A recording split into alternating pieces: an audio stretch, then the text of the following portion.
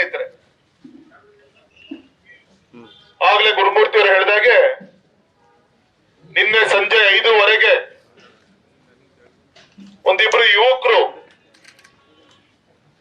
Bike ಮತ್ತೆ cycle ಅನ್ನ ಪೇಟೆ ಬೀದಿಯಲ್ಲಿ ವೀಲಿಂಗ್ ಮಾಡುವಂತ ಕೆಲಸವನ್ನ ಮಾಡ್ತಾರೆ. ಅವಾಗ ಸುಶೀಲ್ ಅಂತ ಹೇಳಿ ಹಿಂದೂ ಕಾರ್ಯಕರ್ತ, ಅಣ್ಣ ಇಲ್ಲಿ ಅಕ್ಕ ತಂಗಿಯರ ಸಂಜೆ ಓಡಾಡ್ತಿರ್ತಾರೆ, ಮಕ್ಕಳು ಮರಿ ಎಡಗಡೆಯಿಂದ ಬಲಗಡೆಗೆ ಬಲಗಡೆಯಿಂದ ಎಡಗಡೆ ಮನೆಗಳಿಗೆ ಓಡಾಡ್ತಾ ಇರ್ತಾರಪ್ಪ, ಏನಾದ್ರೂ ಒಂದು ಹೆಚ್ಚು ಕಮ್ಮಿ ಆದ್ರೆ ತೊಂದರೆ ಆಗುತ್ತೆ ಅಂತ ಹೇಳಿ ವಿನಂತಿಯನ್ನ ಮಾಡಿಕೊಂಡು ವಾಪಸ್ ಕಳಿಸುವಂತ ಪ್ರಯತ್ನವನ್ನ ಮಾಡ್ತಾನೆ. ಆದ್ರೆ ಸಂಜೆ ವಾಪಸ್ ಹೋಗಿ 7:15 ಕಾಯ್ದು ಬುದ್ಧವಾದ ಹೇಳಿದಂತ ಸುಶೀಲ್ ಎಲ್ಲಿ ಹೋಗ್ತಾನೆ ಏನು ಅಂತ ಫಾಲೋ ಅಪ್ ಮಾಡಿ ರಾತ್ರಿ ಊಟ ಮುಗಿಸ್ಕೊಂಡು ವಾಕ್ಯ ಅಂತ ಹೊರಗಡೆ ಬಂದಾಗ 4 ಜನ ಬಂದು ಕಾಯ್ದು ಹಲ್ಲೆ ಮಾಡುವಂತ ಕೆಲಸವನ್ನ ಮಾಡ್ತಾರಲ್ಲ. ಇಂಥ ದ್ರೋಹಿಗಳು ಮನೇಲಿ ಹಾಲು ಕುಡಿದು ಬದುಕ್ತಾ ಇದ್ದಾರೋ, ಆಲ್ಕೋಹಾಲ್ ಕುಡಿದು ಬದುಕ್ತಾ ಇದ್ದಾರೋ, ಯಾರೇ ಒಬ್ಬ ಗಂಟ್ಲರು ಕುಡಿದ್ರು ಕೂಡ ಮನೆ ಹೋಗಿ ಮಲ್ಕಂತಾನೆ. ಅಂದ್ರೆ ಇವನು ಇನ್ನೂ ವಯಸ್ಸಾಗಿಲ್ಲ, ಬಾಲಾಪರಾಧಿ ಅಂತ ಹೇಳಿ ಅಲ್ಲಿ ಇಲ್ಲಿ ಸುದ್ದಿ ಬರ್ತಾ ಇದೆ. ಬುದ್ಧವಾದ ಹೇಳಿದಂತ ಅವ್ರ ಅಣ್ಣನ ಜಾಗದಲ್ಲಿಂತ ಹಿರಿಯರಿಗೆ ಬಂದು ಚಾಕು ಹಾಕ್ತಾನೆ.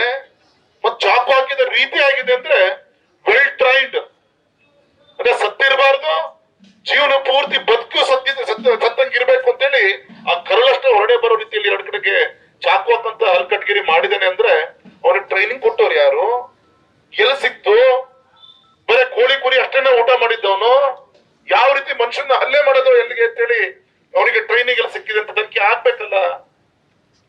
ಇಂಥ ಒಬ್ಬ ಯುವಕರ ಮನಸ್ಥಿತಿ, ಏನಾದ್ರೂ ಜಗಳ ಆದ್ರೆ ಬಾರ ಹೋಗಂತ ನೋಡೋದ್ ಕೇಳಿದೀವಿ. ಆದ್ರೆ ಚಾಕು ಹಾಕೋದು, ಕೊಲೆ ಮಾಡೋಂತ ಷಡ್ಯಂತ್ರ ಇದೇ ಶಿಕಾರಿಪುರದಲ್ಲಿ ಇದೇ 1 ತಿಂಗಳ ಕೆಳಗೆ ನಮ್ಮ ಸರ್ಕ್ಯೂಟ್ ಹೌಸ್ದಲ್ಲಿ ಮುಸ್ಲಿಂ ಸಮಾಜದ ಒಂದು ಮೀಟಿಂಗ್, ಯಾವ್ದೋ ಒಂದು ಕಾರ್ಯಕ್ರಮ ಮಾಡೋ ವಿಚಾರದಲ್ಲಿ ಅವರೆಲ್ಲ ಹೊಡ್ಕೊಂಡ್ರು, ಒಬ್ಬ ಮರ್ಡರ್ ಆಯ್ತು. ನಿನ್ನೆ ನಮ್ಮ ಶಿರಾಳಕೊಪ್ಪದಲ್ಲಿ ಏನೋ ಇದು ಮಾಡ್ತಾರಲ್ಲ ಕಾರ್ಯಕ್ರಮ, ಅವರು ಉರುಸ್ ಕಾರ್ಯಕ್ರಮ ಯಾರು ಮಾಡ್ಬೇಕು ಏನು ಅಂತ ಹೇಳಿ ಬೆಂಗಳೂರಿನ ಶಿವಮೊಗ್ಗದಲ್ಲಿ ಪರ್ಮಿಷನ್ ಕೇಳಕ್ಕೆ SP ಆಫೀಸ್ ಅಲ್ಲಿ ಸಂಬಂಧಪಟ್ಟಂತ ಇಲಾಖೆ ಹೋದ್ರೆ ಅಲ್ಲೇ ಜಗಳ ಹಾಕೊಂಡು ಅಲ್ಲೇ ಚಾಕು ಹಾಕ್ತಾನೆ. ನಿನ್ನೆ ಹೊಳೆಹೊನ್ನೂರಿನಲ್ಲಿ ನೇರ ಮಸೀದಿ ಮುಂಭಾಗ ಒಂದು ಮರ ಕಡ್ದಿದ್ದ ವಿಚಾರದಲ್ಲಿ ಕೂಡ ಹಾಕೊಂಡ್ರು ಹಿಂದೂ ಹುಡುಗರನ್ನ. ಅದಾದ್ಮೇಲೆ ಮಾಡಿದ್ಕೋದಂತ ಹಲ್ಲೆ ಮಾಡ್ತಾರೆ. ಶಿರಾಳಕೊಪ್ಪದಲ್ಲಿ ಯಾರೊಬ್ಬ ಬಿಲಾಲ್ ಅಂತ ಹೇಳಿ ಅವನ ಸಾಮಿಲ್ಲಿಗೆ ಪೊಲೀಸ್ ಹೋದ್ರೆ ಅಲ್ಲಿ ಒಂಟೆ ಸಾಕಿದ್ದಾನೆ, ನವಿಲ್ ಸಾಕಿದ್ದಾನೆ, ಜಿಂಕೆ ಹೊಡೆದು ಬಂದಂತ gun, revolver police station change ಆಗುತ್ತೆ, ಅದು ಒಂದು ಹಲ್ಲೆ ಇಲ್ಲ ಅಂತೇಳಿ. ಇವತ್ತೊಂದು ಪ್ರಾಣಿಗಳನ್ನ ಹಲ್ಲೆ ಮಾಡಿದ್ರೆ ಎಂತ ಒಂದು ಕಠಿಣವಾದಂತ ಒಂದು ಕಾನೂನಿದೆ ಗೊತ್ತಿದೆ. ಆ ತಂದಂತೆ ಗನ್ನೆ ಪೊಲೀಸ್ ಸ್ಟೇಷನ್ ವ್ಯತ್ಯಾಸ ಆಯ್ತು, ಫಾರೆಸ್ಟ್ ಆಫೀಸರ್ ಚೇಂಜ್ ಆಯ್ತು ಅಂತ. ನಿನ್ನೆ ನಮ್ಮ ಪವನ್ ಅಂತ ಹೇಳಿ ಹಿಂದೂ ಕಾರ್ಯಕರ್ತನನ್ನ ನಿನ್ನೆ ಮೊನ್ನೆ ಹೊಳೆಹೊನ್ನೂರಿಂದ ಬಂದಂತ SI ಏನಾದ್ರು ಮಾನ ಮರ್ಯಾದೆ ಇದೆಯಾ? ನೀನು ಕೂಡ ಹಿಂದೂ ತಾಯಿಗೆ ಹುಟ್ಟುತ್ತಂತನಲ್ವಾ ನೀನು? ಕಾಂಗ್ರೆಸ್ ಸರ್ಕಾರದ ಒಂದು ತುಷ್ಟೀಕರಣಕ್ಕೋಸ್ಕರ, ಆ ಕಾಂಗ್ರೆಸ್ಸಿನ ಮುಖಂಡರ ಒಂದು ಆಶ್ವಾದಕ್ಕೋಸ್ಕರ ನಿನ್ನ ಟ್ರಾನ್ಸ್ಫರ್ ಎಲ್ಲಿ ಹೋಗ್ಬೇಕು ಎಲ್ಲಿ ಉಳಿಬೇಕು ಅಂತ ಅಲ್ಲಿ ತುಷ್ಟೀಕರಣಕ್ಕೋಸ್ಕರ ನಮ್ಮ ಹಿಂದೂ ಬಾಂಧವರು ಕರೆದು ನಿನ್ನೆ ರೌಡಿಸಂ ಪಟ್ಟಿಲ್ ಇದೆಯಾ ಹುಷಾರ್, ನಿನ್ ಹೆಂಡತಿ ಮಕ್ಕಳು ಕಳಿಸುವಂತ ಷಂಡತನದ ಒಬ್ಬ SI ಕೆಲಸ ಮಾಡ್ತಾನೆ ಅಂದ್ರೆ ಬಗುಲತ್ ಎಷ್ಟಿರ್ಬೋದು, ಕೊಪ್ಪೆ ಎಷ್ಟಿರ್ಬೋದು. ಏನ್ 24 ಗಂಟೆ ಈ ಕಾಕಿ ಬಟ್ಟೆ ಹಾಕೊಂಡಿರ್ತೀಯ ನೀನು? ಈ ರೀತಿ ಅಂತ ನೀಚ ನಡವಳಿಕೆಯ ಅಧಿಕಾರಿಗಳು. ಸ್ವಾಮಿ ಯಡಿಯೂರಪ್ಪನವ್ರಿ, ಇಂದಿರಾ ಗಾಂಧಿ ಅವರ ಪ್ರಧಾನಮಂತ್ರಿ ಇದ್ದಾಗ, ಗುಂಡೂರಾವ್ ಮುಖ್ಯಮಂತ್ರಿಗಳಿದ್ದಾಗ ಶಿಕಾರಿಪುರದಲ್ಲಿ ಯಡಿಯೂರಪ್ಪನವರು ಇಂಥ ನೀಚ ರಾಜಕಾರಣದ ವಿರುದ್ಧ ಹೋರಾಟವನ್ನ ಮಾಡಿ ಸಂಘಟನೆ ನೀಡಿ ರಾಜ್ಯಕ್ಕೆ ಕಟ್ಟಿದಂತ ಪುಣ್ಯಾತ್ಮನ ಕ್ಷೇತ್ರ ಸ್ವಾಮಿ. ಅನೇಕ ಯುವಕರು ತಮ್ಮ ಜೀವದ ಹಂಗನ್ನ ಮರೆತು ಈ ಒಂದು ಊರಿನ ಅಭಿವೃದ್ಧಿಗೋಸ್ಕರ ಒಂದು ತಲೆಮಾರು ಕೆಲಸ ಮಾಡಿ ಊರು ಕಟ್ಟಿದಿವೆ. ವಿಚಾರಿಸಿ ನಮ್ಮ ಪೊಲೀಸ್ ಇಲಾಖೆಯ ಗೌರವಂತ SP ಸಾಹೇಬ್ ಇರ್ಬೋದು, ಪೊಲೀಸ್ ಇಲಾಖೆ ನಿಮಗೆ ಗೊತ್ತಿರಲಿ ಯಾವ ರೀತಿ ಶಿಕಾರಿಪುರದಲ್ಲಿ ನಮ್ಮ ಕಾರ್ಯಕರ್ತರು ನಮ್ಮ ನಡವಳಿಕೆ ಯಾವ ರೀತಿ ಒಳ್ಳೆ ಕೆಲಸ ಮಾಡಿದಂತ ರಕ್ಷಣೆ ಇರ್ಬೋದು, ಹಲ್ಕಟ್ಗಿರಿ ಮಾಡಿದಾಗ ಓಡಿಸೋದು ಗೊತ್ತಿದೆ, ಜೋಬಲ್ ಲಂಚ ಇಟ್ಟಕ್ಕೆ ಕೈ ಹಿಡಿದು ತಕ್ಕೊಂಡಿದ್ದು ಗೊತ್ತಿದೆ ನಮಗೆ. ಈ ರೀತಿ ಗೌರವದಿಂದ ರಾಜಕಾರಣವನ್ನ ಮಾಡ್ಕೊಂಡ್ ಬರ್ತಾರಂತದ್ದು ಕ್ಷೇತ್ರ ಇದು. ಹಾಗಾಗಿ ದಯಮಾಡಿ ನಾನು ವಿನಂತಿ ಏನ್ ಮಾಡ್ಕೊತೀನಿ, ಮಾಧ್ಯಮದ ಸ್ನೇಹಿತರಿದ್ದಾರೆ, ಇಡೀ ರಾಜ್ಯ ನೋಡುತ್ತೆ. ಒಂದು ಜವಾಬ್ದಾರಿ ಜಾಥಾ ನಿಮ್ ರಾಘನನ್ನು ಒಬ್ಬ ಸಂಸತ್ ಸದಸ್ಯರಾಗಿ ಮಾಡಿದಿರಿ. ನಿನ್ನೆ ಸಂಜೆ 5:00 ಹೊರಟು ಹುಬ್ಳಿಗೆ ಬಂದು ಹುಬ್ಳಿಯಿಂದ ಬೈರೋಡ್ ರಾತ್ರಿ 11-12 ಗಂಟೆ ಬಂದ್ರೆ ಪಾಪ ನಮ್ಮ ಯುವಕರು ಒಂದು ಗಾಬರಿ ಒಂದು ವಾತಾವರಣ, ಆತಂಕದಲ್ಲಿದ್ದಾರೆ. ಹೆಣ್ಮಕ್ಳು ಯಾರು ಕೂಡ ಮನೆಯಿಂದ ಹೊರಗಡೆ ಬಂದಿಲ್ಲ. ಇನ್ನು 2-3 ದಿನದಲ್ಲಿ ಮಾರಿ ಹಬ್ಬ ಮಾಡ್ತಾ ಇದೀವಿ ನಮ್ಮ ಊರಲ್ಲಿ. ವರ್ಷಕ್ಕೆ 3 ವರ್ಷಕ್ಕೆ 4 ವರ್ಷಕ್ಕೆ ಬರುವಂತ ಒಂದು ಹಬ್ಬವನ್ನ ಸಂತೋಷದಿಂದ ನಾವೆಲ್ಲರೂ ಕೂಡ ಆಚರಣೆಯನ್ನು ಮಾಡ್ಬೇಕು ಅಂತೇಳಿ ಚಿಂತನೆ ಮಾಡಿದ್ರೆ ಎಲ್ಲೋ ಏನೋ ಗೊತ್ತಿಲ್ಲ, ಇವರು ದೂರದೃಷ್ಟಿ ನಮ್ಮ ಹಿಂದೂಗಳ ಭಾವನವನ್ನ, ನಮ್ಮ ಹಿಂದೂಗಳ ಹಬ್ಬವನ್ನ ಆಗ್ಬಾರ್ದಂತ ಇರೋದು ದೂರದೃಷ್ಟಿ ಇದೆಯಾ ಇವ್ರದ್ದು? ನಿನ್ನೆ ರಾತ್ರಿ ಯಾರು ಹಲ್ಲೆ ಮಾಡಿದ್ದ ಅವ್ನ ಮನೆಗೆ ಹೋದ್ರೆ ನನ್ ಮಗ ಮನೆ ಬಿಟ್ಟು ಹೋಗಿದ್ದಾನೆ, ಅರೆಸ್ಟ್ ಮಾಡ್ಕೊಂಬನಿ ಇಂತ ಮಗನನ್ನ ಹೆತ್ತಂತ ನಾವು ನಮ್ಗೆ ಅಸಹ್ಯ ಅನ್ಸುತ್ತೆ ಅಂತ ಹೇಳಿ ಅಪ್ಪ ಅಮ್ಮಂದಿರು ಹೇಳ್ಬೇಕಂತವ್ರು ಮಗನ್ ಕೈ ಇಟ್ಕೊಂಡು ಮನೆ ಬೀಗ ಹಾಕೊಂಡು ಊರ್ ಖಾಲಿ ಮಾಡ್ತಾರೆ ಅಂದ್ರೆ. ಇನ್ನಿಬ್ರು ಅಪರಾಧಿಗಳು ಸಿಕ್ಕಿಲ್ಲ. ಈ ಸಂದರ್ಭದಲ್ಲಿ ಪೊಲೀಸರು ಅಧಿಕಾರಿಗಳಿಗೆ ಅಭಿನಂದನೆ ತಿಳಿಸ್ತೀನಿ.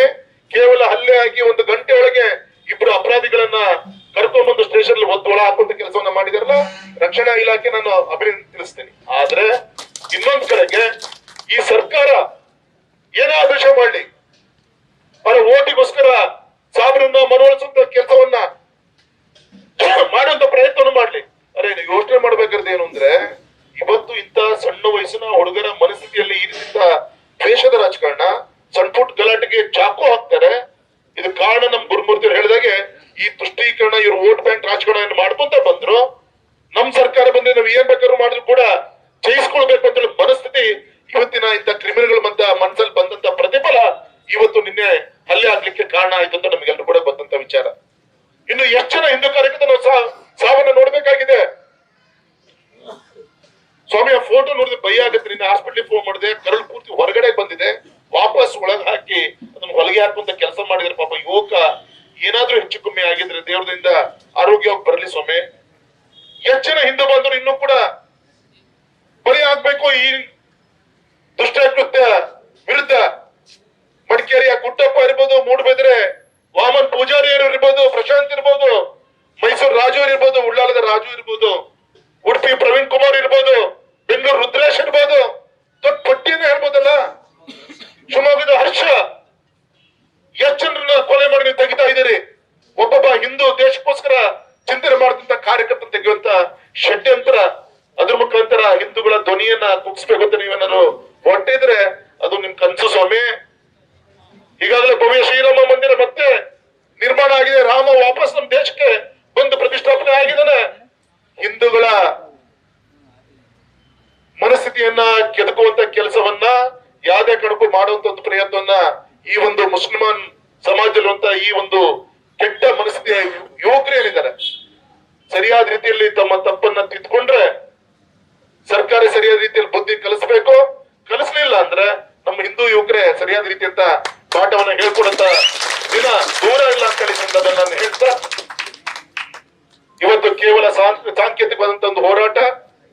ಪೊಲೀಸ್ ಅಧಿಕಾರಿಗಳಿಗೆ ಈ ಒಂದು ವೇದಿಕೆ ಮುಖಾಂತರ ವಿನಂತಿಯನ್ನ ಮಾಡ್ಕೊಂತೀನಿ.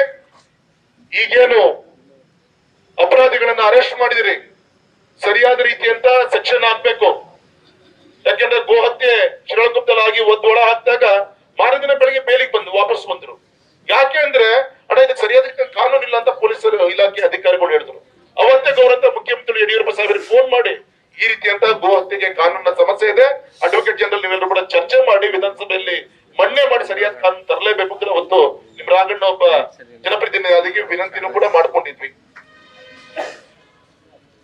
ಹಾಗಾಗಿ ಈ ಸಂದರ್ಭ ನಾನು ಎಚ್ಚರಿಕೆ ಕೊಡ್ತೇನೆ, ಬಾಲ ಅಪರಾಧಿ ಅಂತೇಳಿ ಯಾವುದೇ ಕಾರಣಕ್ಕೂ ಕೂಡ ಹೊರಗಡೆ ಬರುವಂತ ಕಾನೂನ ಹಾಕ್ಬೇಡಿ ದಯಮಾಡಿ. ಇದ್ರ ಮುಖದ ಎಚ್ಚರಿಕೆ ಕೊಡಿ. ಇಂತಹ ಕ್ರಿಮಿನಲ್ಗಳು ಅದ್ಯಾವುದೇ ಹಿಂದೂ ಇರ್ಲಿ ಮುಸ್ಲಿಂ ಇರ್ಬೋದು ಯಾರೇ ಇರ್ಬೋದು, ವಿರೋಧಿಗಳ ಈ ಒಂದು ರಾಕ್ಷಸ ಕೃತ್ಯ ಮಾಡೋಂತಾರ. ಹಾಗಾಗಿ ಸರಿಯಾದ ರೀತಿಯಂತ ಸೆಕ್ಷನ್ ಅನ್ನ ಹಾಕಿ ಒಳ ಹಾಕಿ ಬೇಲ್ ಸಿಗದ ರೀತಿಯಲ್ಲಿ ಸ್ವಲ್ಪ ಒಳಗೆ ಕೊಳ್ತರೆ ಅವ್ರಿಗೆ ಬುದ್ಧಿ ಬರುತ್ತೆ ಅಂತ ನಾನು ಅನ್ಕೊಂಡಿದ್ದೀನಿ. ಆ ದಿಕ್ಕಲ್ಲಿ ಗಮನವನ್ನ ಕೊಡಬೇಕು ಅಂತೇಳಿ ಪೊಲೀಸ್ ಅಧಿಕಾರಿಗಳಿಗೆ ನಾನು ವಿನಂತಿಯನ್ನ ಮಾಡ್ಕೊಂತ ಇವತ್ತು ತುಂಬಾ ಶಾಂತ ರೀತಿಯಿಂದ ನಿನ್ನೆ ರಾತ್ರಿನೇ ನಾವು ನುಗ್ಬೇಕಾಗುತ್ತಾನ ಅಂತ ಹೇಳಿ ಯೋಚನೆ ಮಾಡ್ತಾ ಯುವ ಶಕ್ತಿ ಇತ್ತು. ಬ್ಯಾಡ್ರಪ್ಪ ಶಿಕಾರಿಪುರ ಶಾಂತವಾಗಿದೆ, ಅವ್ರ ಉದ್ದೇಶ ನಮ್ಮ ಹಬ್ಬವನ್ನ ಹಾಳು ಮಾಡಿ ಒಪ್ಕೊಂತಿದೆ, ಆದ್ರೆ ನಮ್ಮ ಉದ್ದೇಶ ಶಾಂತಿಯುತವಾಗಿ ಮಾರಿ ಹಬ್ಬ ಆಗ್ಬೇಕಾಗಿದೆ, ನಾಳೆ ತೊಂದರೆ ಆಗೋದು ಬೇಡಪ್ಪ ಅಂತ ಹೇಳಿ ವಿನಂತಿಯನ್ನು ಮಾಡ್ಕೊಂಡು ತಾವೆಲ್ಲರೂ ಕೂಡ ಅತ್ಯಂತ ಸಮಾಧಾನದಿಂದ ನಿನ್ನೆಯಿಂದ ಈಗಿನವರು ಕೂಡ ನಮ್ಮ ನಡವಳಿಕೆ ನಾವೆಲ್ಲರೂ ಕೂಡ ನಮ್ಮ ಸೌಜನ್ಯ ನಾವೆಲ್ಲರೂ ಕೂಡ ಗಮನಿಸಿದ್ವಿ. ಪೊಲೀಸ್ ಅಧಿಕಾರಿಗಳು ಇದನ್ನು ಗಮನಿಸಬೇಕು. ಇದೆಲ್ಲೋ ಒಂದ್ ಕಡೆ ಹಿಂದೂ ಯುವಕರ ವೀಕ್ನೆಸ್ ಅಲ್ಲ ಅಂತ ಕೂಡ ಅರ್ಥ ಮಾಡ್ಕೊಳ್ಬೇಕು ಅಂತ ಹೇಳಿ ವಿನಂತಿಯನ್ನ ಮಾಡಿಕೊಂಡು ಈ ಒಂದು ಪ್ರತಿಭಟನಾ ಸಭೆಗೆ ಬಂದಂತ ಎಲ್ಲ ಆತ್ಮೀಯ ಹಿಂದೂ ಬಾಂಧವರಿಗೆ, ನಮ್ಮ ಹಿಂದೂ ಮುಖಂಡರುಗಳಿಗೆ, ಚುನಾಯಿತ ಪತ್ರಿಕೆಗಳಿಗೆ, ಪತ್ರಿಕಾ ಮಾಧ್ಯಮದ ಸ್ನೇಹಿತರಿಗೆ ಈ ಒಂದು ಹೋರಾಟದ ಸಮಿತಿಯ ಪರವಾಗಿ ಹೃತ್ಪೂರ್ವಕವಾಗಿ ಒಂದನೇ ಅಭಿನಂದನೆ ತಿಳಿಸಿ ನಮ್ಮ ಹೋರಾಟವನ್ನು ಮುಗಿಸೋಣ ಅಂತ ವಿನಂತಿಯನ್ನ ಮಾಡ್ತಾರೆ. ನ್ಯೂಸ್ ಫಸ್ಟ್ ನಿರ್ಭೀತಿಯಿಂದ ನಿಮ್ಮ ಪರವಾಗಿ.